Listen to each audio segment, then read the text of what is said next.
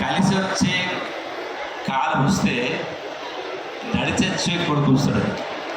అట్లాగా ఈనాడు రేవంత్ రెడ్డి గారు కొడంగల్ నియోజకవర్గాన్ని సెలెక్ట్ చేసుకొని ఆనాడు శాసనసభ్యుడు అయిన కారణంగా ఈనాడు మన పాలమూరు బిడ్డ, ఇలా కొడంగల్ బిడ్డ రాష్ట్ర ముఖ్యమంత్రిగా అయినటువంటి సందర్భంలో ఇలా కొడంగల్ నియోజకవర్గ ప్రజల కష్టాలన్నీ కూడా తిరిగిపోతూ ఉన్నాయి. కొడంగల్ కదా యావత్ పాలమూరు జిల్లా, అట్లాగే రాష్ట్రం అన్ని రంగాల్లో కూడా అభివృద్ధి జరిగే కార్యక్రమం జరుగుతూ ఉంది.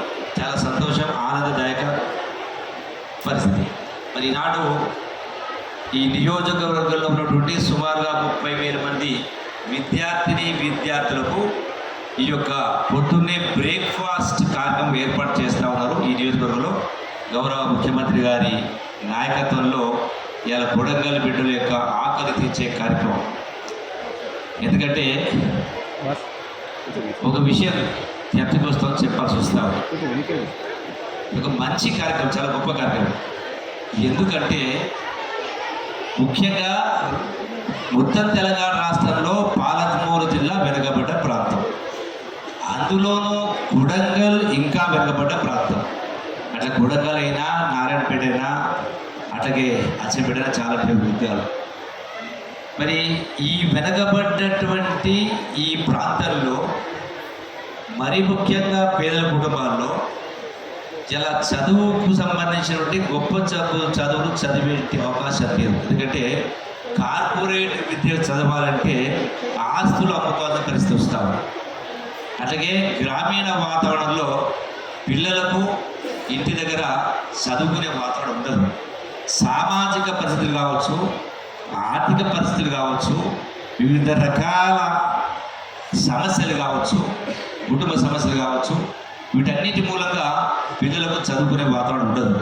అందుకే ఈ రోజున ఈ కార్యక్రమం ద్వారా, బ్రేక్ఫాస్ట్ కార్యక్రమం ద్వారా పిల్లల్ని పొద్దున్నే 7 గంటలకు రప్పించి సాయంకాలం 7 గంటల వరకు పిల్లల్ని మనం స్కూల్లో ఉంచగలిగితే ఆ ప్రభుత్వ టీచర్సు లేని ఉదయం 3 గంటలు, సాయంకాలం 3 గంటలు ఈ యొక్క CSR ఫండ్స్ ద్వారా ఆ యొక్క నిరుద్యోగ యువత కనుక కొంత పారితోషికం ఇచ్చి చదువులు చెప్పిస్తే ఖచ్చితంగా పేద బిడ్డలు కూడా, పల్లెటూరు వాతావరణం కూడా గొప్ప చదువులు వస్తాయి.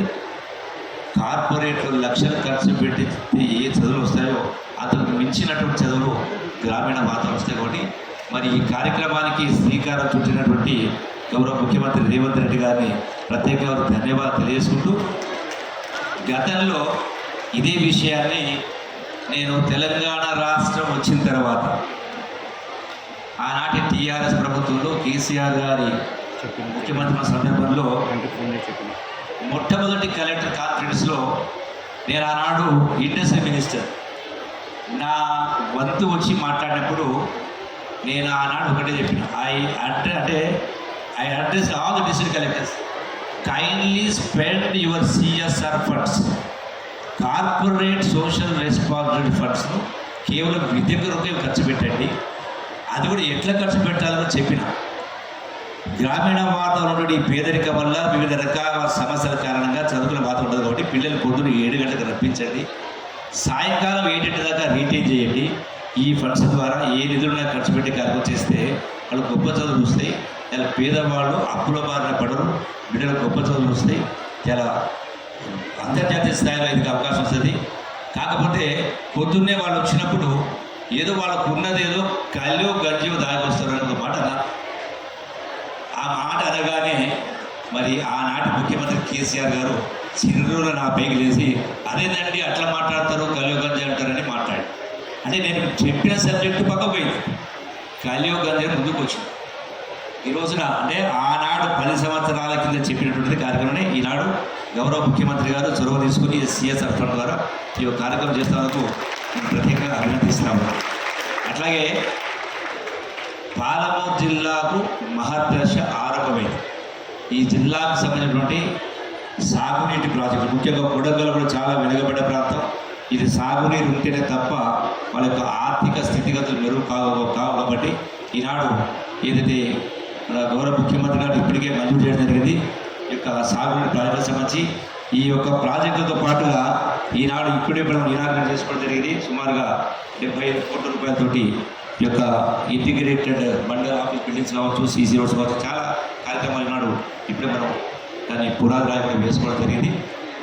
ఖచ్చితంగా మంచి భవిష్యత్తు ఉంటుంది కాబట్టి నాకు ఒకటే విజ్ఞాపన, మీ అందరూ కూడా ఈ యొక్క చదువుల పట్ల తల్లిదండ్రులు కూడా, ఎందుకంటే ఈ హరే రామ సంస్థ ఆరోగ్య సంస్థను నేను అభినందిస్తూ ఉంటాను. ఎందుకంటే ఒక గొప్ప కార్యక్రమం, మంచి కార్యక్రమం, అంటే అత్యాధునికమైనటువంటి సాంకేతిక పరిజ్ఞానంతో ఈనాడు ఈ యొక్క సెంటర్ అయితే ఏర్పాటు చేసిందో చాలా గొప్పగా ఉన్నది. ఇది రాష్ట్ర నలుమూలలో కూడా జరగాల్సినటువంటి వాతావరణం రావాలని చెప్పని మరి ఈ యొక్క కార్యక్రమం చేస్తున్నందుకు ఆ సంస్థను కూడా ఆచార్య గారు కూడా గౌరవ పెద్దలు కూడా నేను ఈ సందర్భంగా హృదయపూర్వక నమస్కారం తెలియజేస్తూ ఈ అవకాశం ఇచ్చిన మీ అందరూ కూడా మరొకసారి తెలియజేస్తూ సెలవు తీసుకుంటున్నాను. Thank you.